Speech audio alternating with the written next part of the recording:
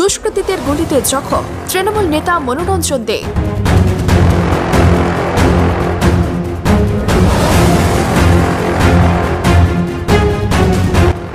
দুষ্কৃতীদের গুলিতে জখম হলেন তৃণমূল নেতা তথা আলিপুরদুয়ার জেলা পরিষদের সহ সভাধিপতি মনোরঞ্জন দে। বৃহস্পতিবার রাতে মালবাজারের কাছে আচমকা তাকে লক্ষ্য করে গুলি চালায়। রাতেই মনোরঞ্জন বাবুকে শিলিগুড়ির একটি বেসরকারি হাসপাতালে ভর্তি করানো হয় এবং অস্ত্রোপচার হয়। এই ঘটনার পেছনে বিজেপির দুষ্কৃতীরা যুক্ত বলে অভিযোগ করেছেন পর্যটন মন্ত্রী গৌতম দেব।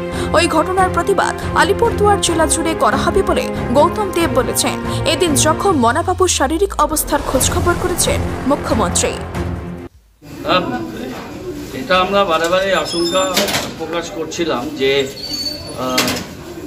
বিজেপি এরা শান্তিপূর্ণ উপায়ে পিসফুলি বেঙ্গলে ইলেকশনে খুব শোচনীয় পরাজয় হবে এই লক্ষ্যে এরা টার্গেট করছে তৃণমূল কংগ্রেসের ইম্পর্টেন্ট লিডারশিপকে।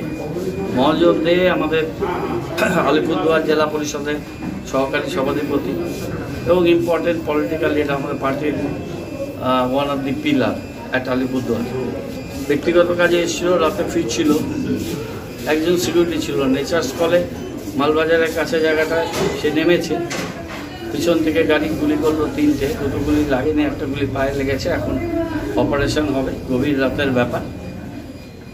বিজেপি তাদের এমপি জলপাইগুড়ি, আলিপুরদুয়ার, আরএসএস সব মিলে ষড়যন্ত্র করছে, বাইরের থেকে সুপারি কিলার এনগেজ করছে, করে এই ধরনের ঘটনা ঘটছে। আমরা পুলিশকে কঠোরতম ব্যবস্থা, কালপিটদের খুঁজে বার করা, অ্যারেস্ট করা, এই সমস্ত দাবি করছি এবং প্রতিরোধ হবে, আন্দোলন হবে। আলিপুরদুয়ার, জলপাইগুড়ি, শিলিগুড়ি, সর্বোচ্চ উত্তরবঙ্গে আমরা আন্দোলন করব।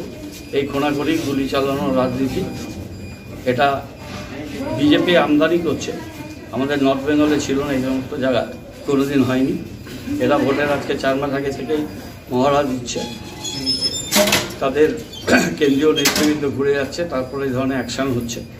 2 দিন আগে বিধাননগরে ন্যাশনাল হাইওয়ের উপরে আমাদের প্রধান বাড়ির সামনে তাকে গাড়ি ধাক্কা দিয়ে মেরে ফেললো। কোনোটাই বিচ্ছিন্ন ঘটনা নয়, সব এয়ারের গাড়ি ছিল। আমরা সবভাবে মানুষকে নিয়ে প্রতিরোধ করব এবং প্রশাসনের দিক থেকেও কড়া ব্যবস্থা হবে। বিভিন্ন এফআইআর হচ্ছে।